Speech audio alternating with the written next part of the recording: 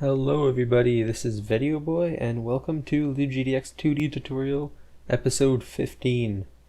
So today, I don't think I mentioned last episode what we're going to do today, but today we're going to be adding a scrolling background. Actually, I should probably delete that file. There you go. So like if you've seen other space games, they have like a background with stars and stuff that kind of scrolls, so it makes you look like you're going fast. So we're going to add that today. We're also going to add acceleration to it so it kind of speeds up over time to make it look like you're going faster and faster. And yeah, that's pretty much it. I'll talk about the next couple episodes and series finale at the end of this episode, so stay tuned for that. Alright, so the first thing we're going to add is this class here that I just deleted. So we'll call it scrolling background.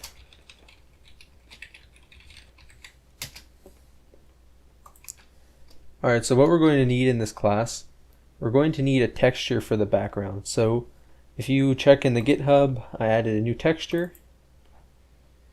It's like a bunch of kind of lines. It looks like stars that are moving.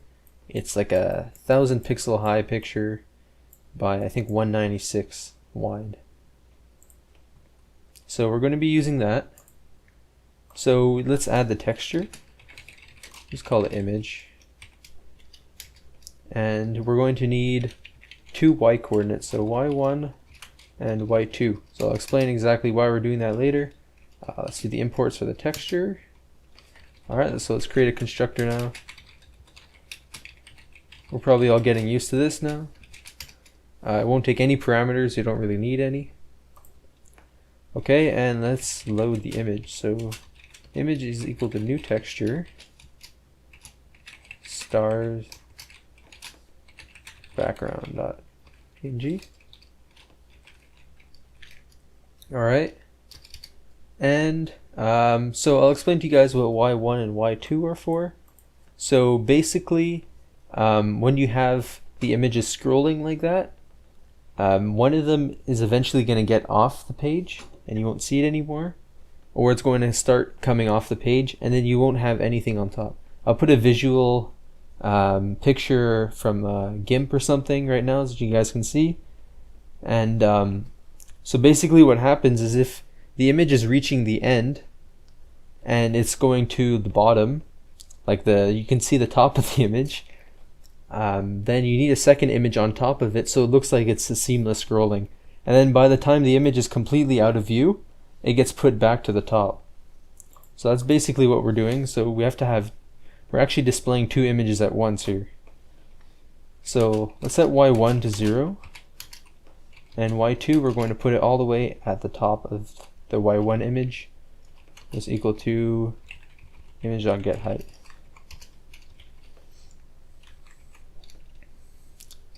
Alright, and we're also going to need a couple of other little things here. So let's do a speed. So let's just put a little comment here in pixels per second. Alright, and then we're going to add goal speed. So the goal speed is going to be used to so we can set a goal for the speed. So like a certain speed we want the stars to be scrolling at. So it's going to try to reach that goal. So just say the speed is like 30 and the goal speed is 50. Well, then the speed is going to slowly go up until it reaches 50.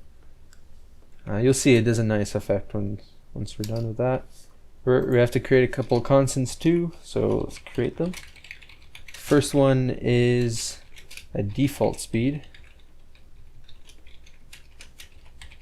So we'll set that to 80.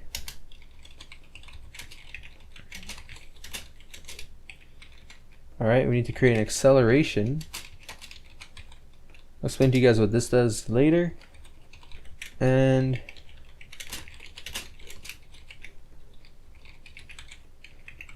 another type of acceleration, goal reach acceleration.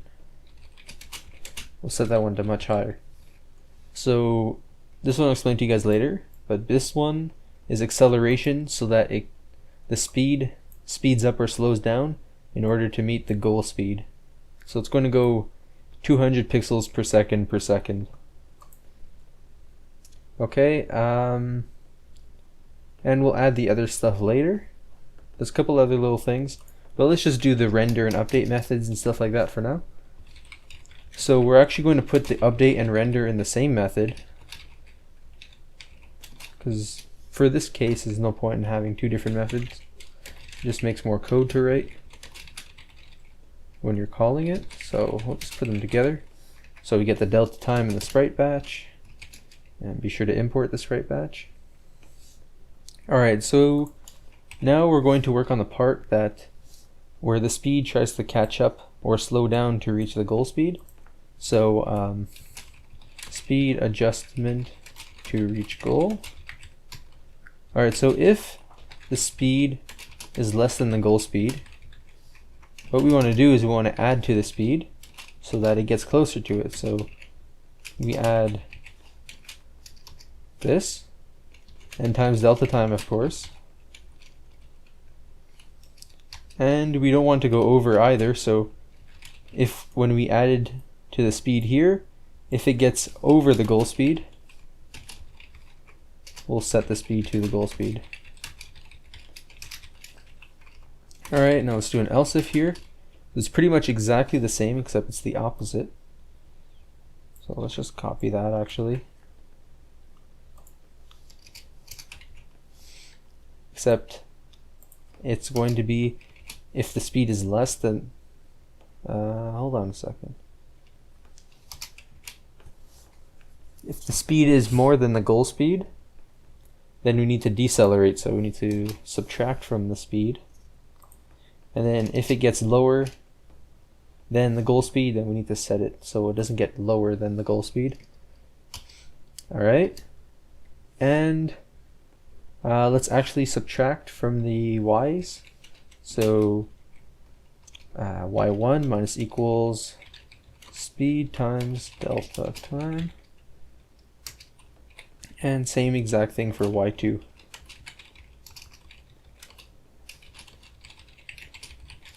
So the images are going to be moving down slowly. Okay, and now we need to add some conditions. So if the image reaches the bottom of the screen, so as you guys saw in the image I showed you earlier, to check if the image is off the screen completely, we need to check if the y plus the image height is less than 0 or less than or equal to 0.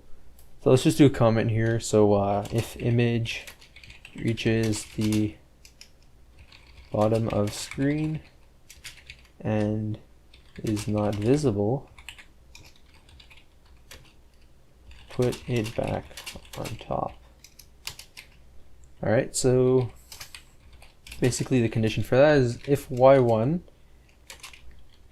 plus the image's height, we're going to have to do a little more to this after, is less than or equal to 0. That's just the basic logic. So y1 is equal to, then we're going to put it at the top of the other image. So it's equal to y2 plus image.getHeight. So it's going to be moved to the top of the other image. And we also have to do the pretty much exact same thing, but for y2. So change this to y2. So if y2 goes off the screen, then we need to put it on the top of y1 all over again. Alright, and then all we have left to do here is to render. Let's just put a comment here. And we just basically have to draw the image twice at the different y coordinates. So batch.draw. Let's use this constructor for now. The x is always going to be 0. Y1, and we're going to have to use a width and height as well. So the width, we're going to make it fill the whole screen, so let's get the width of the screen. And the height, I'm going to have to do something else for this part. But basically, we're going to have a scale factor here for the height. So let's create that. So float, what do we call it, like image scale, I guess. We'll set it here, image scale equal to 0. We should also set the speed here too. So let's do that. Speed is equal to 0, and the goal speed is equal to default speed. Alright, so when we start the game, it's going to be at 0, and then it's going to accelerate until it reaches the goal speed. So it'll give a nice effect when the game first loads. Alright, so now we need to use the image scale. So what this is going to do is, since we're scaling the image so that it expands to the width of the screen, we also need to scale the image on the y-axis, on the height. If we don't, we're going to have like a weird stretched effect on the width, but the height is going to end up going to stay at 1000, and we don't really want that, so we need to scale the height as well. So we're going to use the image scale, and the way we do that is we need to have some sort of like a resize method. So whenever the screen is resized, we'll pass a width and height. You guys probably remember these resize methods from the screens, like the main game screen and stuff like that. I don't think we actually use them there, but anyways. So image scale is equal to the width of the screen divided by image.getWidth. So this is going to tell us by how much we need to scale the height. So here we can just do image.getHeight, then times the image scale. And then that's going to give us the proper height of the image. I can probably show you guys what that'll look like if we don't do it, but for now let's just keep it like that. And we also need to copy this around, so we need to put it here. Oh, whoops, not in there. In here, here, and there you go. So now it'll all be nice and stretched properly. And we can pretty much just copy this whole line of code, paste it again, and just change the y1 to y2. And that's basically it for now. Yes, I want to add one last feature I forgot about. So it's a boolean. So what this boolean is going to keep track of is if we want the speed to be fixed or not. So I want to do like a nice effect in the game screen where the stars start going faster and faster when you start flying, but I don't want that to happen in the main menu or in the game over screen or things like that. I just want to have it in the game screen. So in the game screen, we're going to make it so that the speed isn't fixed and it can start speeding up. And in the main menu and in the game over screen, we'll make it so it's fixed, so it doesn't move. So here, let's use this condition. So if the speed isn't fixed, then we want to accelerate the speed. So like in the main game menu, we want to accelerate it. So speed plus equals the acceleration, that's what that acceleration's for, times delta time. Alright, and we need to actually create two methods here. So one of them will be a method to set the speed, which will actually set the goal speed in the end.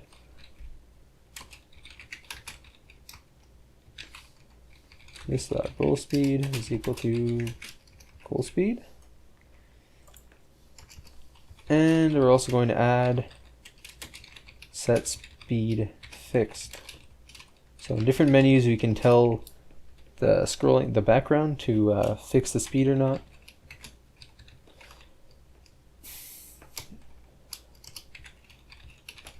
Just try to keep the same naming conventions for everything.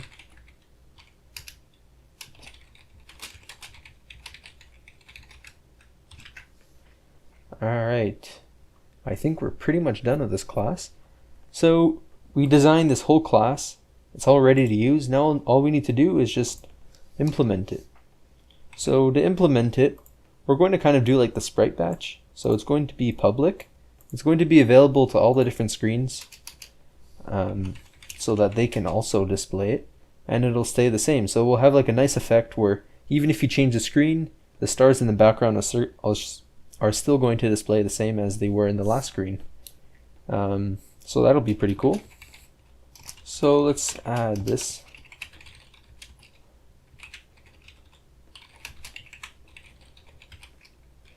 Alright, we have to import it. And here let's initialize it. So scrolling background is equal to new scrolling background. Alright, and we might as well here, we can get a resize method. And through here we can also resize the scrolling background so that the scale is properly set. Dot resize width and height. There we go. Alright, so what's next is to actually add it to the other game screens. So let's do that. Actually, I just want to do one last thing. In here, we should give a default value to speed fixed, and we'll set it to true. Okay, so in the main game screen, let's add the render method so we can actually draw it. Let's do it right after we begin the batch, so that the stars are drawn completely in the background. So we can do game.scrollingBackground.update and render. We pass a delta time, game.batch, and there you go. Now let's just copy paste this line of code to the main menu and to the game over screen. We aren't completely done yet, but let's just look at what it looks like. So there you go. You have some stars, and if you change menu, the stars stay in the same place. It's not the same color. The main menu is like a background is like a blue color, so that kind of looks weird. But it works, so let's just try to die here, and we can see it continues into the game over screen. There you go. Alright. Oh yes, we had that issue. I'll talk about that at the end of the video. So let's add some other quick little things. So in here, in the main game screen, when the screen is initialized, we want to set some parameters in the background. So we want to set that the speed fixed in the main game menu is false, so that it starts accelerating slowly. And we want to do the opposite in the main menu screen. Scrolling background, set speed fixed, false, and we also want to set the goal speed to, let's just do scrolling background default speed. We can copy this, we'll do the exact same thing in the game over screen. So I might as well just copy the code. And there you go. So it's supposed to start speeding up in here. You can kind of tell it's speeding up a little bit. It's not super fast because the acceleration is not very high. But if you guys want to play around with it a little bit, you can, of course. So you come in here, you can change the acceleration. Let's just say 500. It's going to be insane, but it'll be cool to try it. That's not supposed to do that, but I guess we'll fix it. And as you can see, it starts to go really fast.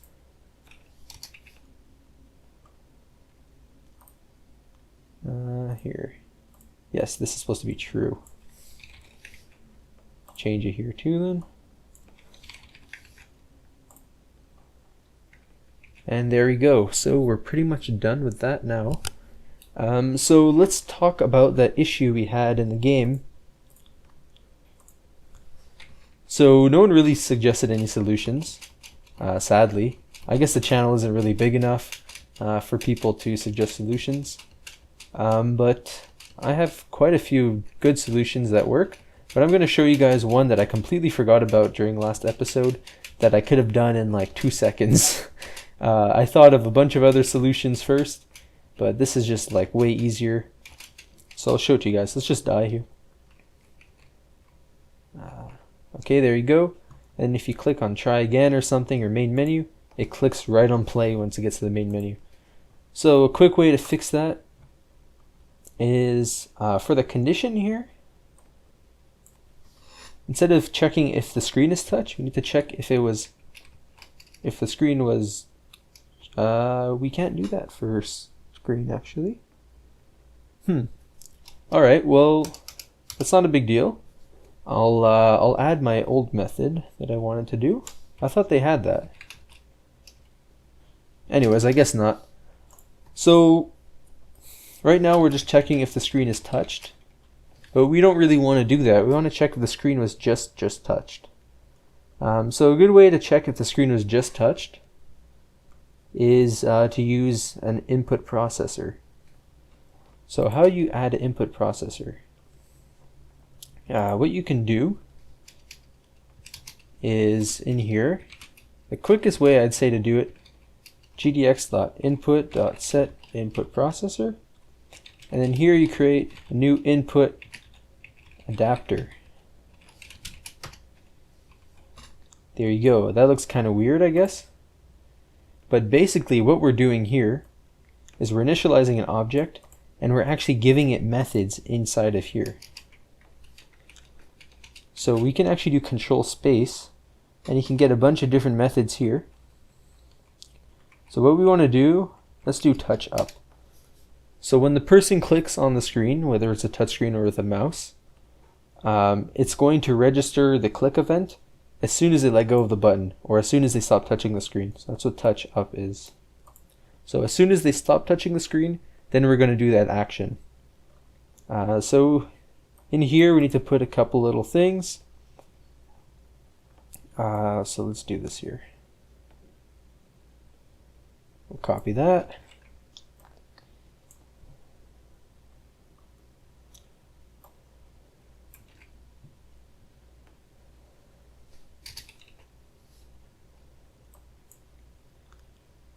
It's like an X and Y value here.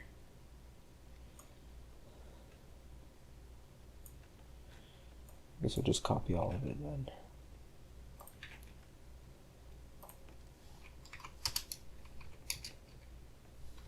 Okay. So if the player is touching that button, then we want to do a certain event. So let's do this event here. So that was for the exit button. And we can just remove the is touched code here. And copy this other condition. Alright, so let's put a comment here. So exit button.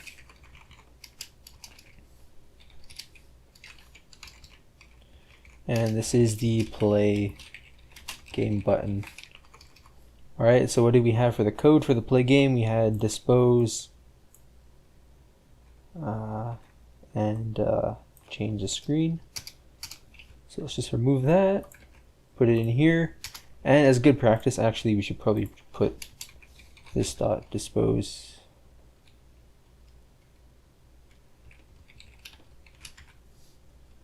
in here as well.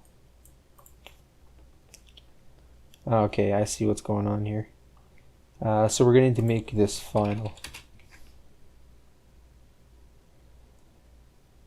I believe, and this one as well.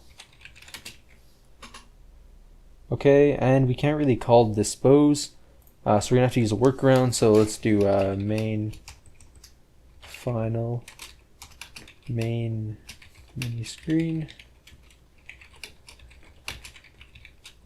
It's equal to this, and then we can do main menu screen not dispose, main menu screen not dispose, and there you go.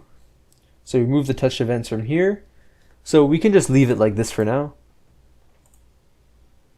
I think I mixed up the buttons. I think that's what happened.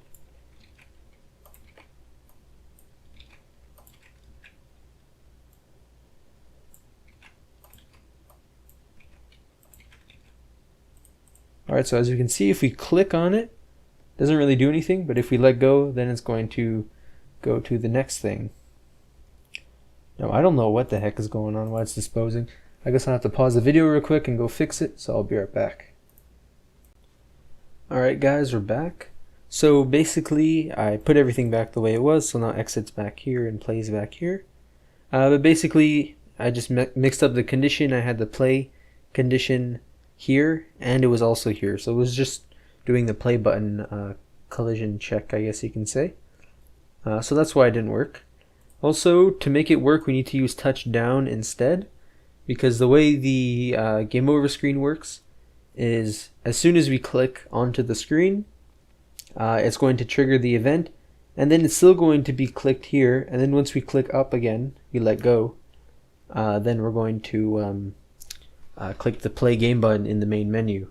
So we don't want that. So we use touch down. And also one last thing, once you're done with a screen or some sort of input processor or something like this, it's always good to dispose of the input processor once you're done with the screen. So all you have to do to dispose of it is just set the input processor to null, and then it won't handle input anymore. So let's just try it out, see how it looks.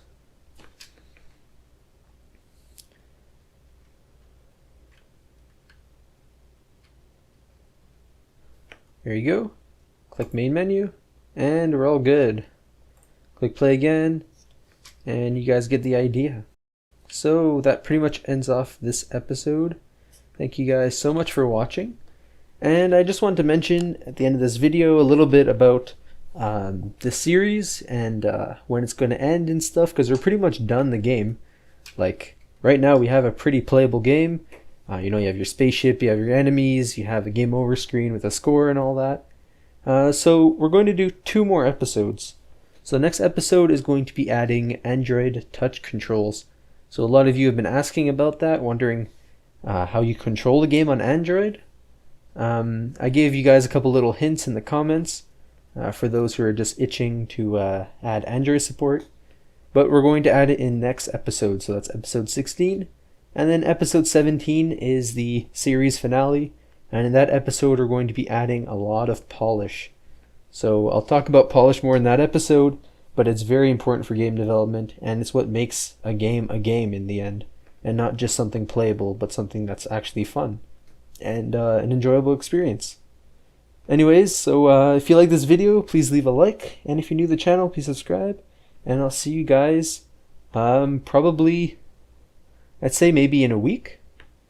Yeah, I'd say next week I should have the video out, new tutorial.